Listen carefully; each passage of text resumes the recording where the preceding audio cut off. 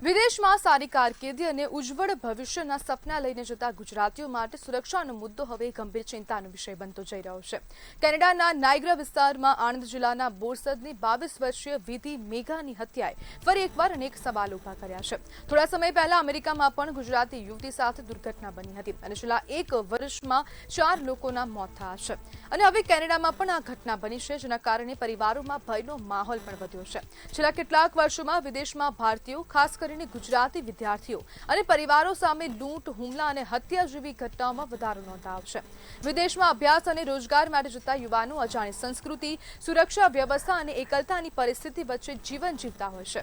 આવી ઘટનાઓ પછી પરિવારજનોમાં ચિંતા વધી રહી છે કે શું વિદેશ હવે ખરેખર સુરક્ષિત છે? બીજી તરફ નિષ્ણાંતો માને છે કે સુરક્ષા માટે સ્થાનિક કાયદાની સમજ, સાવચેતી અને સમુદાય સાથે જોડાણ પણ એટલું જ જરૂરી બની ગયું છે।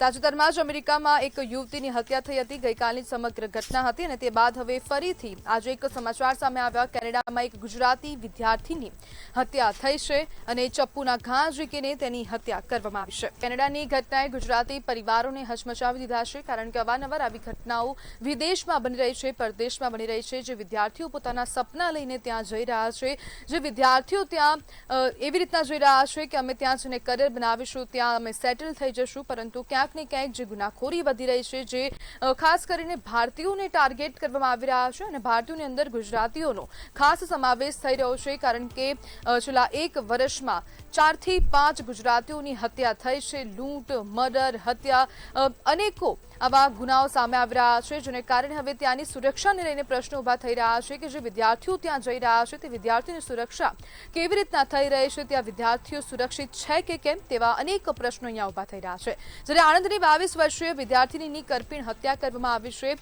નાયગ્રા વિસ્તારની સમગ્ર ઘટના હતી, જેમાં તે વિદ્યાર્થી હાજર હતી અને ત્યાં તેને ચપ્પુના ઘા મારીને તેને હવે હત્યા કરી દેવામાં આવી છે અને આ વિધિ મેઘા જે કેનેડામાં અભ્યાસ અને નોકરી કરતી હતી, અભ્યાસ કરવા ગઈ હતી અને તે જ દરમિયાન આવી ઘટના બની છે। પરિવાર પર ક્યાંક ને ક્યાંક ભાર વધી ગયો હોય તેવું લાગી રહ્યું છે, કારણ કે જે પ્રમાણે આ ઘટના બની, જે પરિવારે પોતાની દીકરી ગુમાવી છે તેનું દુઃખ તો કોઈ પણ ન કહી શકે, પરંતુ હવે પોલીસ દ્વારા પણ કાર્યવાહી થઈ રહી છે। ત્યાંની કેનેડાની સ્થાનિક પોલીસ દ્વારા સમગ્ર મામલે તપાસના ચક્રો પણ ગતિમાન કરવામાં આવ્યા છે કે કયા કારણસર આ જે વિદ્યાર્થીની છે તેની હત્યા કરવામાં આવી છે, કોણ હતું, ક્યાંથી આવ્યું હતું, શું કારણ હતું, તે દરેક પાસા હેઠળ હવે કાર્યવાહી પણ હાથ ધરવામાં આવી છે। અને અહીંયા સૌથી મોટો સવાલ પણ એ ઉભો થાય છે કે કેવી રીતના હવે ત્યાંની પોલીસ દ્વારા આ પરિવારનો સંપર્ક કરવામાં આવ્યો છે, કોના દ્વારા કહેવામાં આવ્યું હતું, સ્થાનિક પોલીસે શું માહિતી આપી હતી, તે દરેક પ્રશ્નો પણ અહીંયા ઉભા થઈ રહ્યા છે। અને વિદેશમાં ગુજરાતીઓની સુરક્ષાની સામે ફરી સવાલ ઉભા થઈ રહ્યા છે અને જે ગુજરાતીઓમાં વિદેશ જવાની ઘેલછા સતત વધી રહી છે, તો ક્યાંક ને ક્યાંક તેવું પણ કહી શકાય કે જે વિદેશમાં વિદ્યાર્થીઓ સુરક્ષિત નથી, કારણ કે ત્યાંની સંસ્કૃતિ, ત્યાંની અજાણતા, ત્યાંના લોકો કેવું બિહેવ કરે છે, ત્યાંના લોકો કેવી રીતના રહે છે, તે કોઈ પણ પ્રકારની માહિતી વિદ્યાર્થીઓ સાથે હોતી નથી।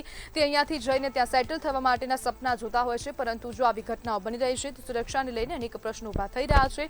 ગુજરાતી પરિવારોમાં પણ ક્યાંક ને ક્યાંક ડરનો માહોલ વધી ગયો છે, કારણ કે છેલ્લા એક વર્ષમાં 4 થી 5 હત્યાના બનાવો બન્યા છે। ગુજરાતીઓને ખાસ કરીને ટાર્ગેટ કરાઈ રહ્યા હોય તેવા પ્રકારના આક્ષેપો પણ લોકો કરી રહ્યા છે અને ખાસ કરીને આજે મૃતકના જે પરિવારજન છે તે લોકો દ્વારા પણ આક્ષેપો કરવામાં આવી રહ્યા છે।